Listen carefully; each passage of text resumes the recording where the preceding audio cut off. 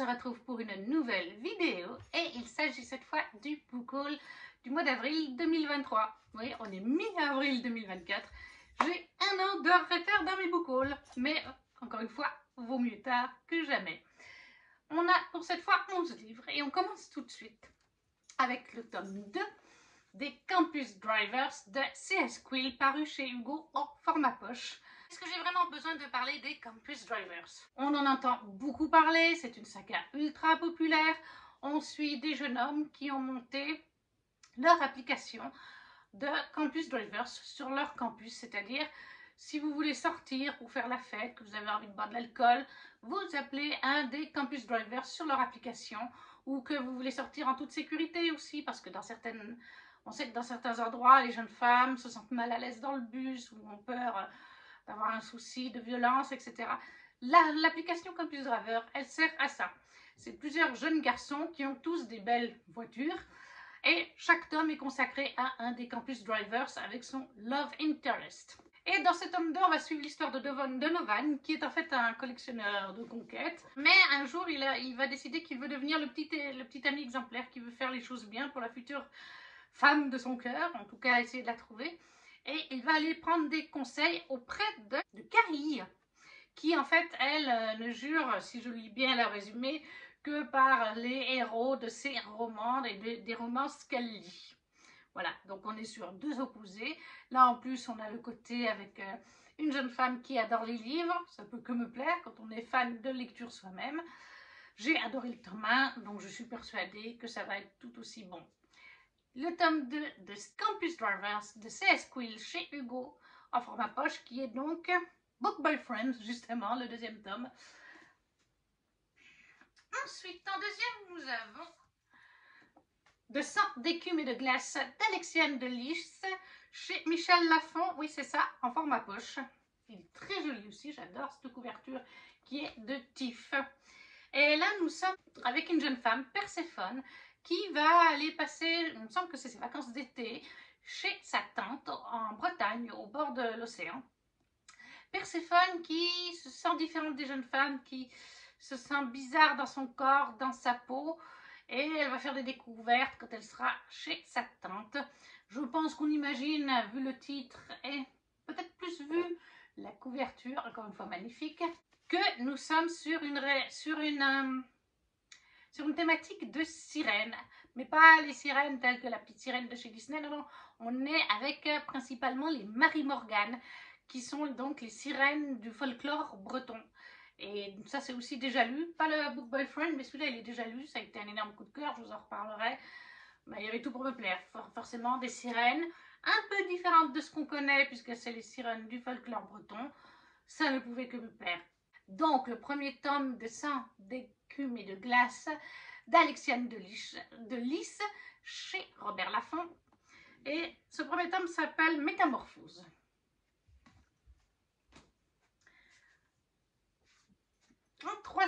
Le troisième tome d'Honora de Charlie Faro en auto-édité.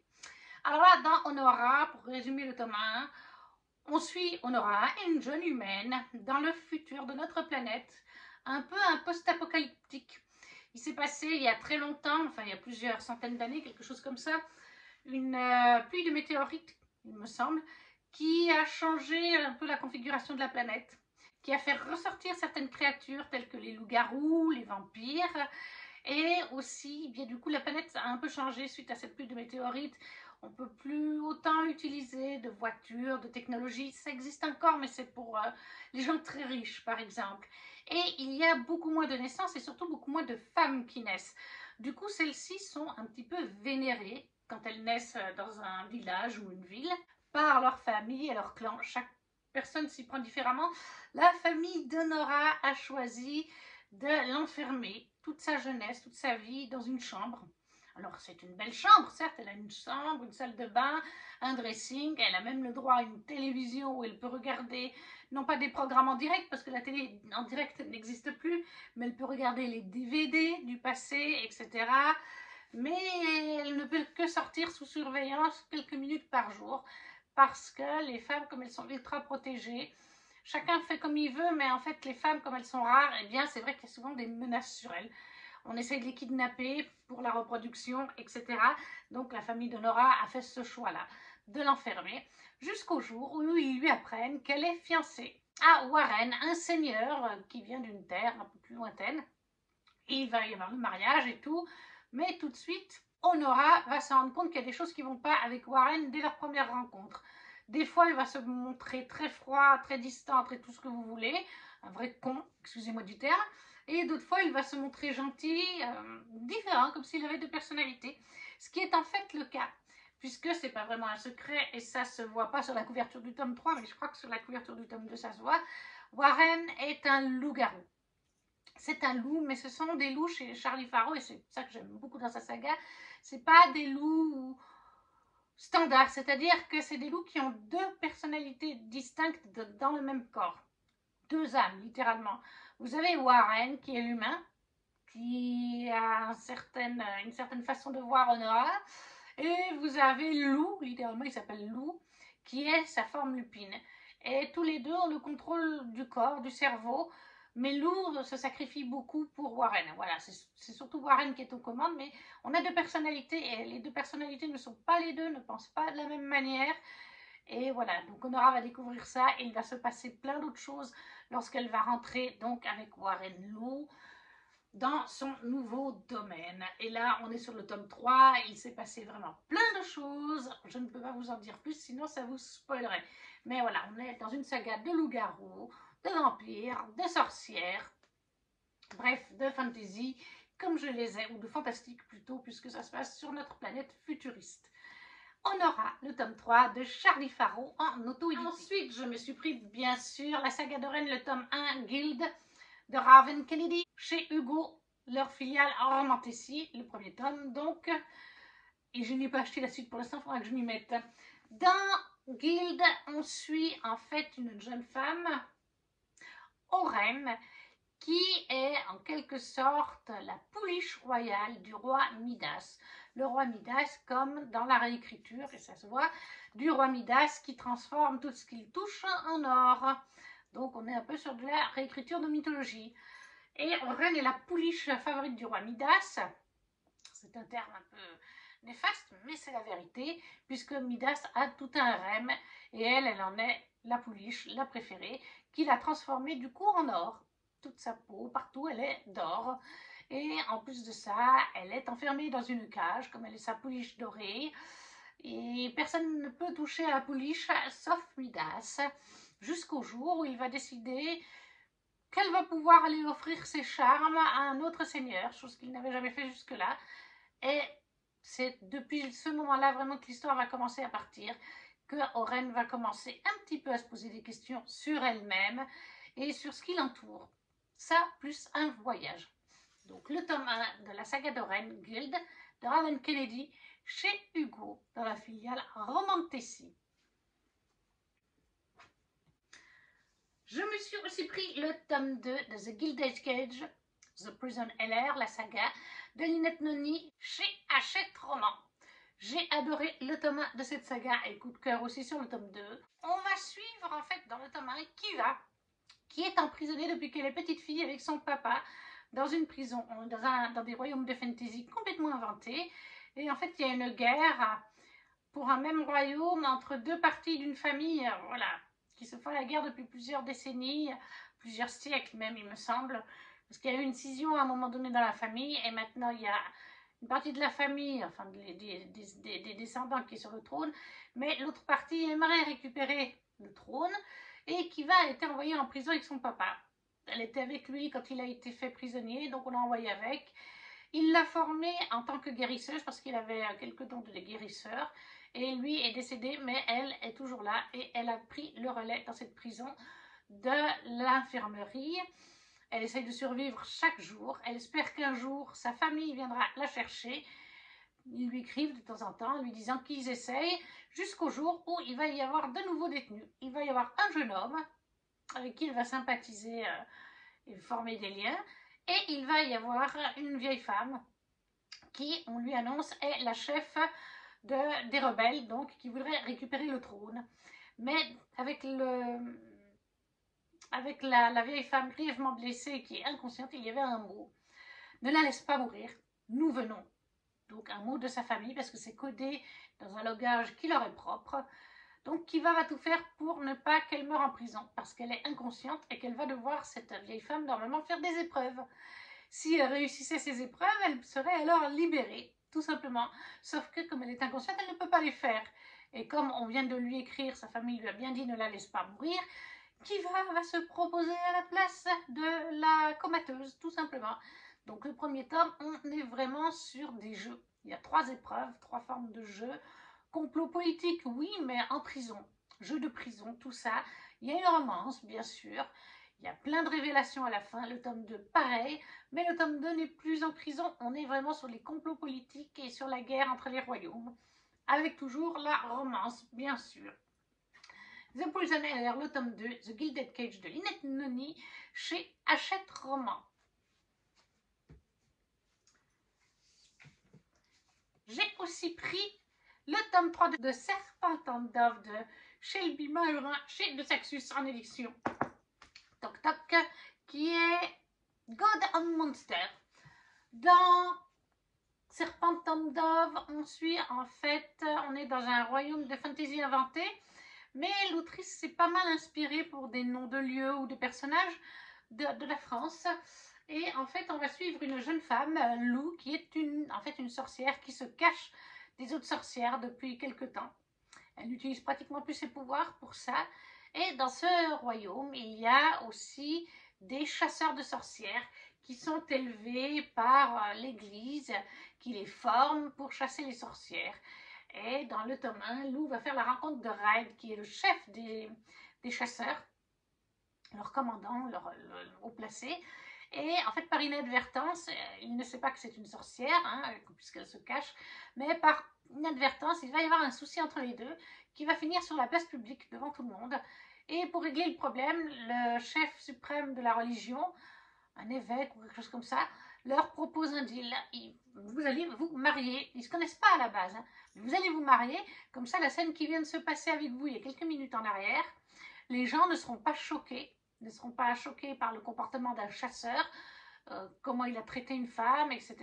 Parce qu'ils se diront, ah oui, ils sont mariés, donc comment il l'a traité, en fait, ça passe. Mais s'ils se connaissent pas, ben, ça passera mal.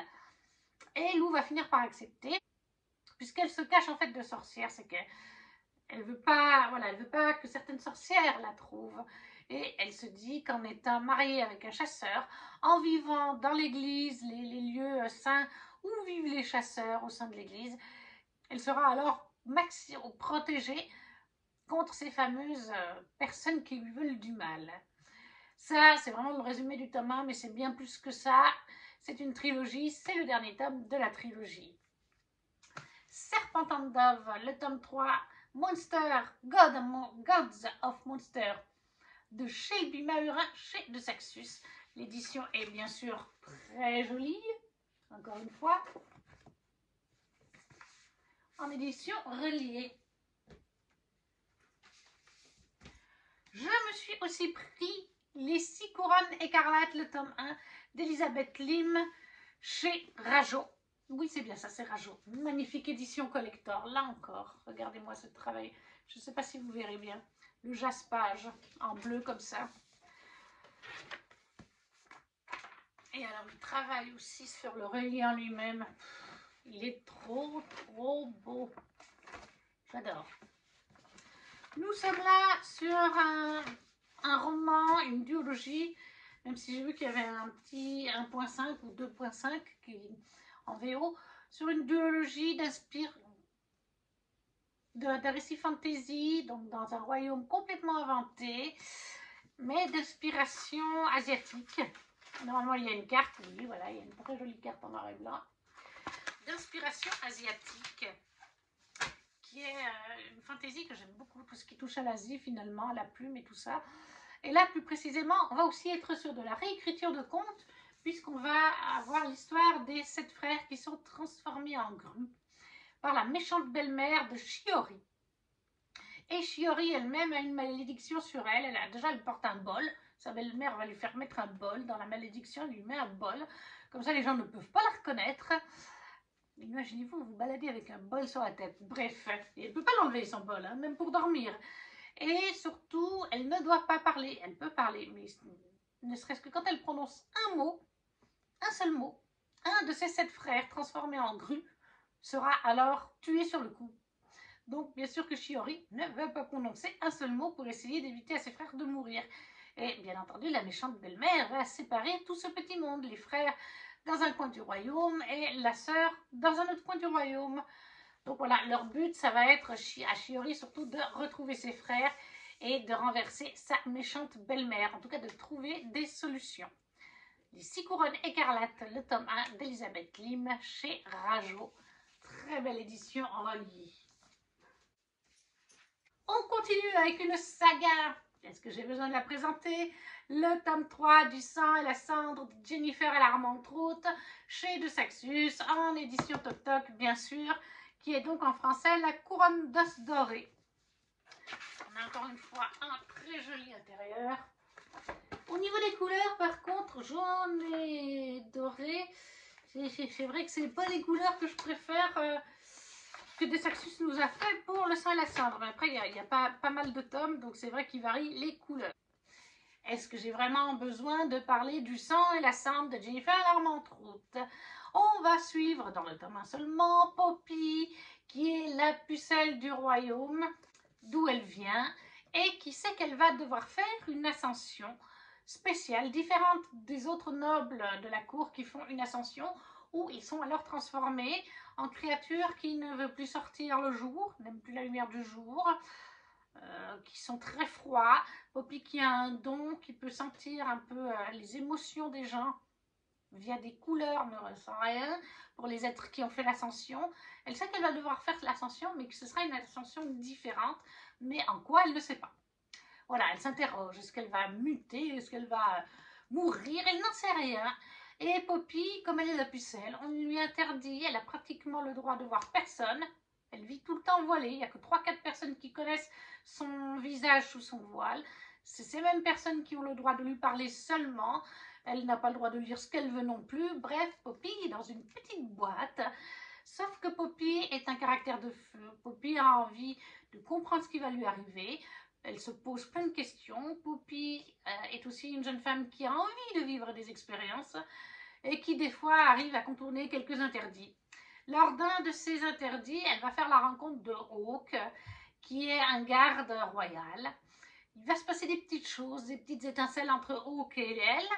Il ne va pas savoir qu'elle est la pucelle parce qu'elle s'est déguisée, entre guillemets.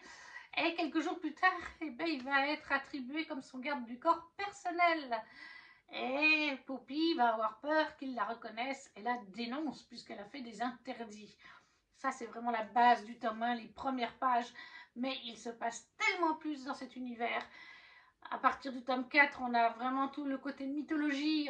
On en avait déjà un petit peu, mais le côté mythologie prend beaucoup plus de place à la fin du tome 3 et dans le tome 4.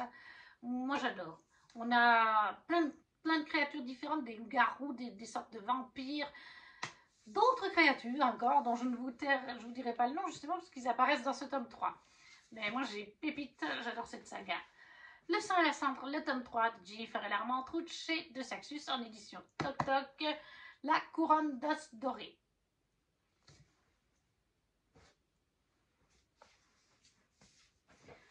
Ensuite, je m'étais pris aussi L'Orée Olympus, le tome 2 chez Hugo BD de Rachel Smith. Est-ce que j'ai vraiment besoin de parler de L'Orée Olympus? Je crois qu'on la va passer aussi pas mal partout, cette bande dessinée. C'est à la base un webtoon fait par Rachel Smith qu'on trouve sur l'application Webtoon qui a été adapté en anglais comme en français en format Toc Toc, en BD. J'aime beaucoup, encore une fois, je vous montre un petit peu des planches. Là, est-ce que j'ai vraiment besoin de vous dire de qui est-ce qu'on parle? Hadès et Perséphone, réécriture, mythologie grecque. L'histoire se base principalement sur Hadès et Perséphone, mais on voit bien sûr plein d'autres dieux et plein d'autres dieux, déesses qui vont graviter autour de leur histoire. Voilà, L'Orée Olympus, le tome 2 en BD chez Hugo BD de Rachel Smith. Ensuite, l'édition Fairy Loot du mois d'avril, c'était Silver in the Bounds d'Alexandra Bracken. Donc c'est l'édition Fairyloot. Je vous l'ai déjà présenté dans mes hauls en blabla, mais je vous la remontre quand même.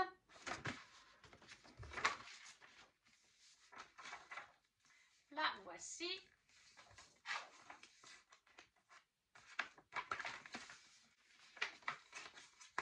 L'autre illustration. Et alors ce roman est sorti en français. Je crois que ça va être une duologie. Hein. Il me semble que c'est un tome 1. Je n'ai pas fait attention, mais il me semble. Et il est sorti en français chez De Saxus, donc en brochet ou en relié. Je ne sais plus comment il s'appelle en français. La malédiction des os, je crois. Je ne veux pas vous dire de bêtises, mais il me semble que c'est ça. Moi, je ne l'ai pas racheté en VF vu que j'ai l'édition Fairyloot. Et pour l'instant, je ne l'ai pas encore lu. Normalement, il devrait être lu en avril ou en mai de cette année.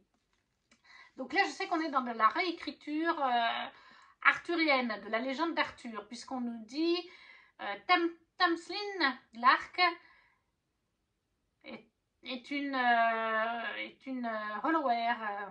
C'est quoi ça, une Hollower? Elle va à l'intérieur des anciennes cryptes noires.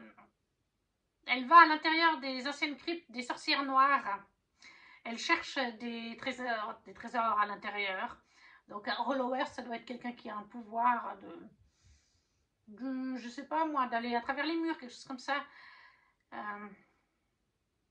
Maintenant, les rumeurs vont à propos d'un artefact, d'un anneau de pouvoir, Seigneur des Anneaux, de la légende du roi Arthur.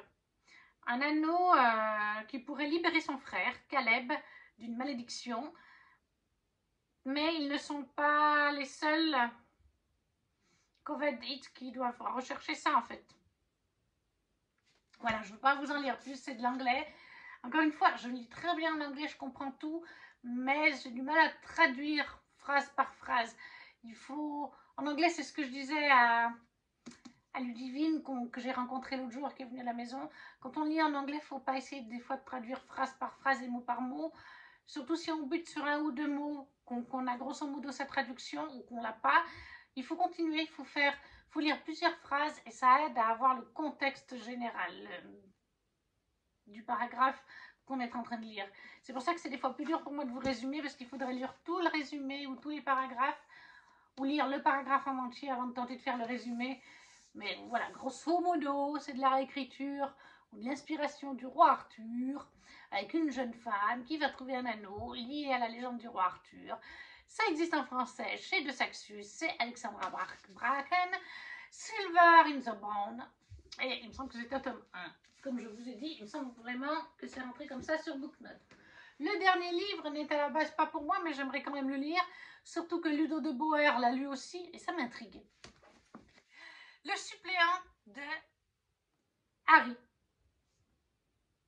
De Prince Harry, pardon, j'ai dit Harry tout court, mais malgré tout, il est quand même encore prince, même si, techniquement, il a renoncé à ses titres. Voilà, donc on l'a vu passer quand même à sa sortie partout. Et ça, c'est chez Fayard, voilà.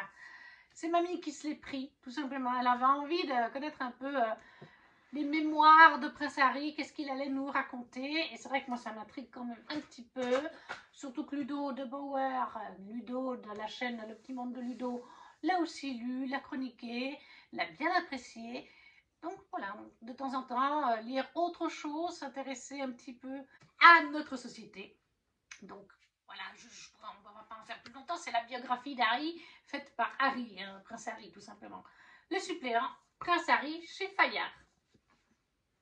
Et voilà, la vidéo est à présent terminée. Je vous ai présenté les 11 achats que j'ai faits lors d'avril 2023. N'hésitez pas à me laisser un petit commentaire, me dire si on a des achats en commun ou si vous avez lu certains de ces livres ou s'ils vous font envie, ce que vous en avez pensé si vous les avez lus, un petit pouce bleu pour soutenir la chaîne ou à partager la vidéo. Si vous ne savez pas quoi mettre, un petit emoji, ça suffit. Et nous, on se retrouve très vite pour une prochaine vidéo. Ciao, ciao!